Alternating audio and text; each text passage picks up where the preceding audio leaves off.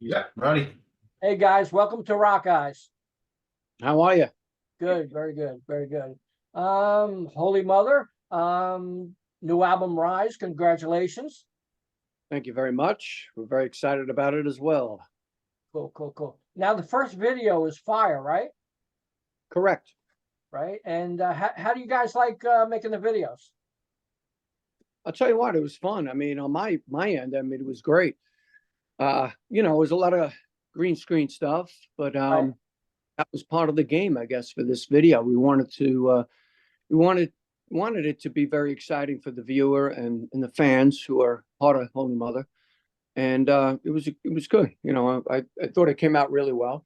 right. Um, and a lot of head banging. I think Mickey had to ice the back of his neck and his head by you watched the video, right? Oh, What do you, Mick? What do you think about the video? How'd you enjoy it? Oh, I mean, it was a lot of fun shooting it. It was a good time. It was maybe like a 2 hour session. It wasn't like painful. Well, I guess not for everyone else. For me, it was because I had to get on a heating pad for about 2 days. right. Yeah. No, But no, it was a lot of fun. It was and came out great. Couldn't ask for a better video. Oh, cool. Now, Mike, I'll call you Mike and I'll call you Michael. This way we get it straight. Mike, tell me the first time you started singing. What was your impression? How'd you learn how to sing, or just came naturally? um, a lot of it came naturally, but I would just like emulate that I liked. Starting with I think Ozzy Osbourne, believe it or not, and then Halford, doing stuff like stuff that we grew up on, and I had local friends and that we did local band or whatever, getting together, and I was the one that had to sing because I can emulate these guys pretty good, and at 16, 17 years old or whatever. Right. But that's where it started. And then later on in life, you perfect your craft, by different styles. Obviously, I'm very influenced by Ronnie Dio. Um, and just singing what they're doing and learning what they do, and just advancing, just singing different styles, like I said, and just taking care of your voice, doing just the more you sing, the more the better you get, and take obviously a little later on in life, you got to take care of your voice too. It's work, you know. Right. Cool, cool. Now, you didn't grow up in a city, right? Mm. I grew up Long Island, Eastern Long Island. Did you visit the city much? I'll tell you what, back in the day, we used to do gigs in the city. There was clubs like Cat Club, L'Amour's in Brooklyn, L'Amour's in Queens. Nirvana was a club that I always remember. It was right on the top of Times Square, and Right. set up behind it in the glass, you could see right out Times Square. That was pretty cool. But yeah, we, pretty often the Limelight was cool. Right. Hey, I was in a band with Burning Star with Jack Starr. I was Right. just starting out, and he pretty much introduced me to a worldwide audience, especially in Europe. Right. Cool, cool. Yeah, I remember all them clubs. I photographed every club, Cat Club, and all the rest, from the Plasmatics to Pretty Boy Floyd, and anything I could. Spread Eagle, just kept on photographing. And how about you, Michael? Did you grow up in New York City, or where did you grow up? I grew up Eastern Long Island, so I mean, a bit, as any Long Islander has spent time in the city. I've always kind of just stayed more out east, I would say, as Right. that's where I'm based. Cool. But And we've uh, we've played a lot, like everywhere, so it's always been good. right, right. How about the first time you started playing guitar and you stepped on the stage? What was that feeling like? Um, for me, it's always kind of been more of it's kind of a natural feeling. I mean, I mean, we joke about it. I don't really get nervous too much. There's been very little instances I do. I picked up the guitar through my dad. He's always been my biggest influence and helping hand with a lot of this. But yeah, it's all just kind of, I mean, I'm 20 now, but I started playing when I was 12, and it's just kind of always been guitar. Mike, you played overseas plenty of times, right? Oh yeah, Yeah. tons. So is there any difference from the United States people, the fans, compared to other countries? Oh God, yeah. What a difference. Especially locally here, Long Island, you know. Yeah, we just did a tour. We just got done in March doing the Doro tour. Even recent, I can just compare it to. Doro, as you know, is been around a long time. Everybody loves Doro. She's the sweetest thing. She's great. Not only as a performer, as a person, as an advocate for a lot of things she sponsors and all that. But just when we did the Doro tour, every night, the 6 dates was sold out. But it's a total different thing. I mean, when I mean sold out, it's not like, you know, you see gaps in the crowd. This is shoulder to shoulder. You must like shove them in, you know. So if they say 1,700 people, I would say there's maybe 2,000 people. So if they say two, is more. So with that said, they're very much more into hard rock and heavy metal in Europe, more so that in abundance here in the States. As far as, you know, we were direct support. So when we were on at 8 o'clock, they're sold out at 8 o'clock, doors shut, boom, everyone's there. It's like amazing. So we got get the full capacity every night and get encores just about every night. And they actually asked us to come back on the tour in December. But the difference is, like I said, I mean, the people are very vested in the artist, signings, and just being a part of the whole, you know, heavy metal hard rock community. It's just a different thing.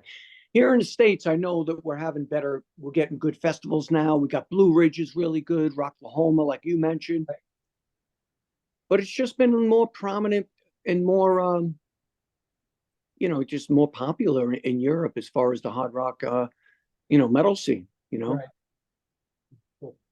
Now, Michael, what do you prefer, a smaller, intimate crowd or the big festival type? Ooh. I mean, I think it's, you know, kind of it's two different worlds, I would say, definitely. I mean, I love playing to both. I mean, I've always said, you know, it could be 5 people in that room, it could be 5,000. It doesn't matter. I'm always gonna try to put on a show no matter what. Yeah, I think honestly, I don't know if I could pick because I just love playing. And he would put one person. Mickey's out there killing it every night. I mean, I watched the video. It's awesome, you know. So like, you know, just watching that is gets me excited, you know. So did you say the fire? yeah. That's a great video, you know. So, Mike, what do you think with the club scene in United States? Why is it lacking? Good question. Why is it lacking? I'll tell you why. There's so many tribute bands. I know there's tribute bands all over the world, but a lot of, especially in New York, I think they definitely focus more on tribute bands. You know, and it's so flooded. I mean, there's probably 15 Journey tributes and 15 Bon Jovi tributes, Queen, you know, bands like that, Billy Joel, which I think it kind of, you know, waters down the popularity of original bands. You know, and that's why. And then you got, you know, me and Mickey playing other bands as well. You know, I'm in an 8-piece wedding band. I play with other people. Mickey does things acoustically, plays with another artist, this girl Jill Joya, who sings with us sometimes. You know, it gets watered down. People really need to support the original scene because it's going to go away eventually. I mean, people are just going to just buy whatever the older stuff or just use AI as far as AI musicians. Who knows? You know, they're it now. Michael, what kind of family support you have?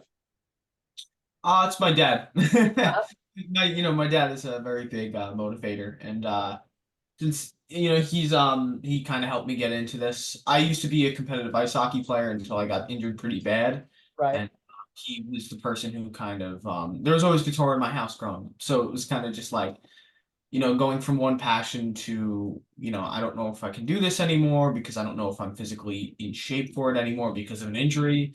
And he Right. kind of helped me, getting to, show me something else that I was always around. I mean, as a kid, I always loved bands like Van Halen, Pantera, even like I'm wearing a Santa Cruz shirt. I love Santa Cruz, bands like that. Um, but so he's always been a great motivator and he still is to this day. And like I will run a lot of things by him still to this day of like, what do you think of this? What do you think of this? And he's like, that's cool. Nah, it's not that cool. And I like that he's honest with me. If Right. something Yeah. sucks, he'll tell me flat out, which is good because I think that's the, as a artist, you need someone there to tell you if something sucks. Yeah. Cool. Definitely cool. Mike, what about your family support? Later on in life, but when I was younger, I had two older brothers. They became police officers in New York City. My one brother's still in he's actually vice president of the PBA, and my dad was a police officer. So I was the only one. I was the black sheep of the family, the only one that played guitar, the only one that just listened to Black Sabbath and all Judas Priest and all that. I was all by myself, but never got in trouble. I was always, straight. Yeah. But I didn't really have any support until later on. They would appreciate the music that, my talent as a vocalist and what I do. Right. But not on the early days. No way. My father was, understandably, when I was younger, he didn't want me to go to concerts because he was busting people at concerts for doing drugs at the Coliseum and Right. and Allen or whatever, or Madison Square Garden. So understandably, he thought maybe I'd get into drugs, which I never did. So Michael, what was the first show you saw? Ooh, Iron Maiden with opener Ghost. Cool. Cool. Cool. Where was that at? Barclays Center in Brooklyn. Oh, cool. Cool. How about you, Mike? that's so funny. I think the first real show that I ever saw was Iron Maiden. Wow. So, Where'd you see yeah, them? I think I actually think that Fastway was the was warming up. I think it was Fastway. It's definitely Iron Maiden though. That's weird. And I wasn't allowed to go. I remember I was 16 and my buddy drove us there and I was like, my father, you're not going to that. And when he like, okay. But yeah, it's definitely Maiden, right? Yeah. I saw Iron Maiden at Radio City and Queensrÿche opened. Wait. Is that yours? What? Brian, was that your first show? No, that was my first show. My first show was Kiss at the Capitol Theater in 1975. Wow. But in that Radio City, was that the Power Slave tour? Yes. That was 7 nights, right? Yeah. My dad went to all 7. Yeah. That's like one of his big things he tells. He's like, I went to all 7 nights. Cool. Mike, what do you think about ticket prices now for shows?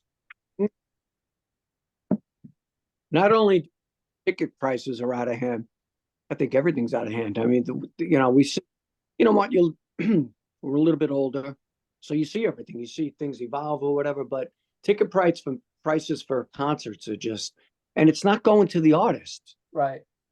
Yes, we're getting at least 90% or whatever.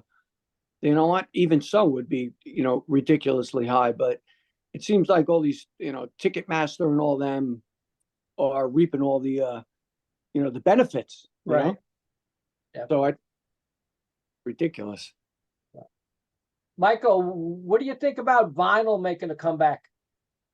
Oh, I think it's awesome. I think it's great. I mean, it's always cool to have something in your hand. It's just a different feeling compared to like, all right, I'm on my phone. I downloaded it, so now I can listen to it. And listen, that's awesome because it's so accessible and so easy. It's not like, if I was driving and I had to put a CD in or whatever. But I think it's great that it's making a comeback because it helps. I would say it helps support the artists a bit more than definitely downloading does by Right. far. And something about like, especially when our album is coming out, but the band has received CD and vinyl. Right. Something about having that in your hand is it's really cool. It's like, wow, like this is a vinyl that we created, and it's an interesting feeling. But I think the comeback of vinyl is very good, especially like if you look at like overseas in Europe, it's really becoming a thing. I mean, it was CDs at one point for them, but now it's very much like us evolving into vinyl, but I would even say maybe into a bigger scale. But I think it's a great thing and I'm all for it. Cool. How about you, Mike? I come from vinyl.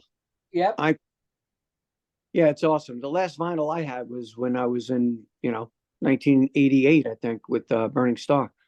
And great to see, vinyl come back, like Mickey said. And it just, owning a piece of the band and seeing the physical thing is just downloading a song. You don't even know who the artist is half the time. You ask these people, who's that? I don't know. I just listen to the song. Yeah. You give the artist, some props, Right. Yeah. So, I mean, owning it, you can hang it on your wall, As it is. hanging on your wall. You could put a tattoo on your arm. No, Yeah. no, Yeah. doubt about it. I mean, it's just an awesome thing. Yeah. And even to get autographed and stuff like that. And I love it when they put the lyrics in there too. So like I'm all for vinyl too. So Michael, how does the venues overseas treat the bands? Oh, wonderful. I would argue some like most of the time, like I don't want to. They're just very. I don't want to compare, No, but okay. they're just like they're very sweet. They're always very they always just try to take care of you, which is very good. I mean, when we opened for Doro, everything was professional. The venues were great, how they ran sound, catering each night. It was great. But even then, when we did our own tour, when we were just headlining around Europe, I think we did like 13 countries, something like that. Every venue was great. Every venue was sweet to us. They all fed us, which, I think when you play in the States a lot, I've had instances where you don't always get fed. Right, yeah. And, not that it's like a big deal or anything, but it's just in Europe, it seems like they very, they care about the well-being of the band a lot, which is very good. Cool. Mike, Doubt about yeah. I can elaborate on that a bit. Good. I mean, we got even like he was just saying, Mickey, the Doro tour, the hospitality was amazing, 10 out of 10. You get there, you got lunch out, spread from here, 100 feet down the line, you get every kind of bread, every kind of cheese, every kind of fruit, soup, this, that. Then the dinner comes out. Then this, and you got this. I mean, you treat a band like you're living on the road, Right. and everything about it was just great. And the tour manager was great on that. Comparing again to the Doro tour, Hans is amazing, and of course the musicians are amazing. It's just a night and day. We just played Sony Hall last Saturday. Right. It was didn't compare to the Doro tour, the Right. house, but like I said, it's just a better market. I'm thinking about moving there tomorrow. We're going to move to Europe. Cool, cool. Oh, Mike, I'd like to ask you something about a good friend of mine. His name's John Macaluso. Can you tell me your feelings about him? Johnny's one of the best drummers, hard rock drummers, progressive drummers in the world. Me and Johnny go way back. He's from Comac, which is long. I like Johnny a lot. He actually filled in on a tour we did with Dynasty in Europe 2 years ago in April. He's Johnny's one of the best drummers, man. He came in, he did the job well, and that's it. Maybe we'll use him again if we need him, if he's available. Yeah. Cool. Michael, what's it feel like being so young and giving out autographs? Interesting. Very interesting feeling. No, it's very cool. I mean, the fact that, there's been a lot of times where people wait outside the venue for like our autographs. And I remember like as a recent example, it's always I was with we were walking to the venue. Some of the guys took the van in, but some of us just walked in because the hotel was like right there. So I was with my bass player and we're walking in, we get stopped because people are like, oh, autographs, autographs. And I remember we just looked at each other like, that's like, isn't that funny that like people just like want us to sign something? But no, it's a really cool feeling. Cool. How about you, Mike? I've been doing it for years now. Right. I bet you. Yeah. The last real big experience that I had was at the at the Headbangers Open Air Uh-huh. in August that me, Mickey, and everyone played or whatever. That actually brought like a tear to my eye because I got there and all of a sudden you see a line of people lining up to talk to you, and then they have some of the old albums. I'll tell you what, very emotional. I actually got, for the first time, was very emotional. I'm like, this is great that these people come out to support what we're doing. We fly all the way, and the people, come out and just want to talk to you, take pictures, and have you, sign their albums or just whatever they have. It's kind of emotional. Last time it was extremely emotional. The Doro tour was just overwhelming. We get off, but yeah, that's nothing's better than that. I'll tell you. Michael, tell me a little bit about Rise. Do you have hands-on with the album cover? Does the label have any stipulations or anything like that? So I guess hands-on with the album. No, we kind of had creativity to do what we wanted. Right. Which as an artist is always like, you don't, it's always a good feeling because you don't want someone being like, you can't do that and you can't do that. So it's obviously a good feeling. And creating the cover, it was, it was a challenge to figure out what we wanted per se, but one thing I'm very into is history. I love history. So it was kind of pick a theme and roll with it. So like if you look at the inside of the CD and stuff, it's very much like supposed to be like an Egyptian artifact almost. Not as not as per se like Iron Maiden Power Slave where it's very in your face Egyptian. Right. It's supposed to be almost how I designed the cover. It's supposed to basically be like the cover is supposed to be a very Roman feel. And the whole like kind of theme around it is the rise of the Roman Empire, specifically focusing on the conquest of the Egyptian Empire, the fall of that. So it's almost like when you're opening and reading through the booklet, it's like you just dug up something from ancient Egypt and you're reading through like it was during that time. Pretty brilliant. Mike, tell me a little bit about the merchandise and where people could get it. You can get it on Mickey. You have the information in front of you how they can just order it like online. Let me just make sure this one link so I guess you could just get it on holymotherband.com as well. yeah, you can go to holymotherband.com and there's a little tab for merch. If you hit that, it'll bring you to our whole merch page. We actually just released a t-shirt for the new album. It has the cover on it, and then the back has the track listing and everything. And just like an exclusive deal now, if you use code RISE, you can get free shipping. And we have shirts, we have hats, sweatshirts. So, whatever someone may want, we have. Mike, how's your health right now? Perfecto. Really good. Great. Thank you. Everything's great. I guess you knew that, 16, 17 years ago, I had stomach cancer and all that. And then they took my whole stomach out. I had a full gastrectomy. So I just, it's a lot of figuring out what I can eat and what I can't eat, which pretty much every day is a challenge, but I know what I can eat and what I can't eat. And then sometimes I overdo it. But again, I know what I got to do to, keep 100%, no drinking. Not that I wasn't a big drinker anyway. Just keeping up on my health. I train, work out just about every day.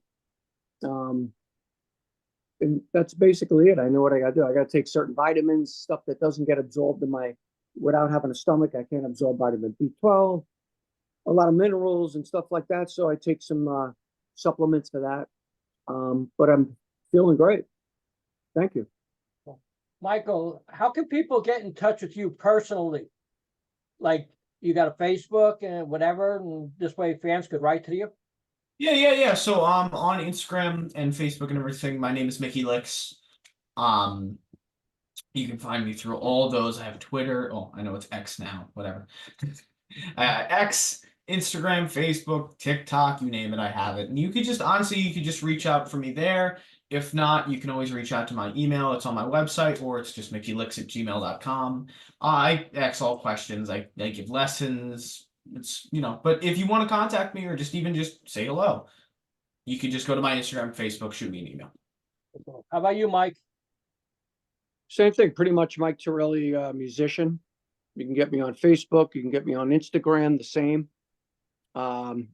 TikTok as well. I don't use TikTok that much. They're pretty much all the same. Yeah. Mike Tirelli, musician. You'll be able to find me. Yeah. And of course, holymotherband.com for the band. holymotherband.com. That's it is. Yeah. Michael, will the Rise come out on vinyl too? Rise will be out on vinyl. If you look behind Mr. Tirelli there, that is the vinyl. Cool. Available on CD, vinyl, and then also just online. You can download it, purchase it on iTunes, download it on Spotify. I know the pre-save link is out now. If you go to either Holy Mother's page, Mike's page, my page, I actually just uploaded it again. But I think it's pinned on Holy Mother's page, so you can just click pre-save, or if you want to order a copy for yourself, you can do it. Mike, what's your feeling about like some bands? I'm not particular bands, but some bands are putting out the album 10 times and changing the vinyl color every time. So you're saying, I'm not really too familiar with it. You mean that they're re-releasing it 10 times with different covers? Yes, no, not covers, colors. Like splattered vinyl, red vinyl, blue vinyl, purple vinyl. I didn't really know too much about that. If people want to, collect, if it's a collector's item or whatever, I think it's a brilliant idea. Right, yeah, yeah. And what they're doing is taking the vinyl, say they do a purple vinyl, they'll make only 500. Now they'll go to orange vinyl, only make 400. As it goes down, less and less and less, the different colored vinyls. That's a good idea. Should probably tell everyone to do that. I like it. Cool, cool, cool. So Michael, what shows you got coming up in the plans? Well, okay, so in August we're going to be playing in France. We have Barbouc Metal Festival, and we're also playing in La Rochelle. That's going to be August 22nd and 23rd, if I'm not mistaken, or it could be 23rd, 24th. I think it's 22nd, 23rd. And then in December we will be back in Germany, opening for Doro Pesh again, 6 shows. That'll be right before Christmas. I think it's around like 14th to the 22nd, 16th to the 22nd, around then. And we have some local shows that we have yet to announce yet, but they will be announced soon. So just keep an eye out for that. And yeah, if anything else comes about, we will definitely let the public know. Well, since you're in Jersey, right, Yes. Brian? We're playing at the Landis Theater on August 4th. Wow. Good, good. I think I'll come down, come down, watch the show, see everybody, Yeah, we'll put you on the guest list, but just hit me up before. Okay. So we can come down and hang out. That'd be great. Great, man. Well, it was good talking to you guys. Michael, would you like to say anything to the fans out there? Just thank you so much for the support. Can't wait for you guys to hear the album. It's gonna be great. If you want to shoot me a message, shoot Mike a message, shoot Holy Mother a message. We gave all the socials, and yeah, hope you guys have a great day and enjoy the new album. How about you, Mike? I got nothing to say. I'm like, same thing I always say. I've been doing this a while. We took an 18-year hiatus. Since the last album, Faces Burn, and this album, we're back on track. And again, I gotta, say thank you to all the fans that, kept up with us. And now we got so many new fans. I want to say thanks again, and we will see you out on the road, because we're in the works of, planning much more tours and much more dates here in the States as well. So just keep following the band. And like Mickey said, I appreciate everything. Can't wait to see everyone out there live. Well, congratulations. June 7th, Rise, release date. Thank you very much, you guys. Thank you. Talk to you later. Maybe we'll see you off at the Landis Theater. See you later, man. Bye-bye.